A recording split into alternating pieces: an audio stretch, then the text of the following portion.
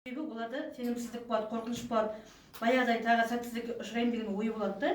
Сөйтіп сондай қорқынышпен адам ойлайсың да, қой тағы да сөйтіп қалып қойсам қайтем. Толғасып қалған жоқ па жүрек? Жаңаға тағы сөйтіп қалып қойсам қалай болады? Тағы дәм осыны жүріс болып қала ма деп қорқасың ғой. Сол қорқыныш сені жібермейді ешқайда да. Ал енді Фаберлик компаниясына келген уақытта, ол Фаберлик компаниясы вообще басқаша компания. Айтайын сіздерге.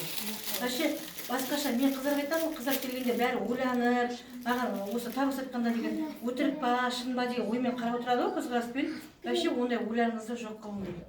Себебі бұл компания вообще әлемде неше түрлі компания болса да, соның ішінде вообще жоқ компания болды деген. Мен осы жерде жүргеніме міне 7 жылдай уақыт болды. 7 жылдай. Осы компанияға қалай келдім, менің көзім ашылды. Көзім ашылды дегенде қалай? Мен бұрын өзім Арифлейм компаниясында директор болдым. Бір рет емес, 2 рет жасадым компанияны. Екіншісінде де көтерілдім директорден, бірақ маған ұнаған жоқ. Мен Арифлейм компаниясын жаман деп айтпай, жақсы біздің көзіміз ашқан сол компания болды. Сабағының арқасында біздің көзіміз ашылды. Бірақ өнімдері әр компанияның өзінің маркетинг планы болады, өнімі болады, әр компанияның өзінің критериясы болады да, ақша табатын жолы болады да.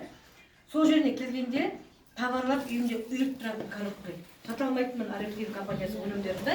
Мен тек бір түсінгенім, сетевой бизнесте сатудың қажеті жоқ. Өзіңе тұтынып, команда көбейту керек та, өзің сияқты манағы керегін алатын, ақша табам деген адамдардың санын көбейту керек. Компания бізге сондай обороттан ақша береді. Содан береді да.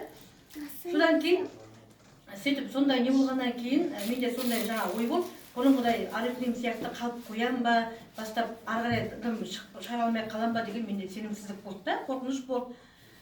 Сол қорқынышты жүрген кезде 1 жылдай жүрдім. Бинокльмен сығалап, өтірік па, шын ба деп. Бір күндері Тарбепа деген жаңағы ауылда өзі жоқ, қыдырып жүр еще. Ізінен бір емес 2 директор шығып жатыр да. Сосын менде ой кетті.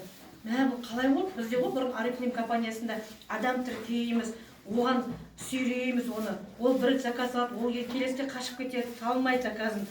В общем, былай айтқанда кошка-мышка ойнап жүргенде боламыз да. Бұл қалай болды? Спонсор ауылда жүріп, бірақ бір емес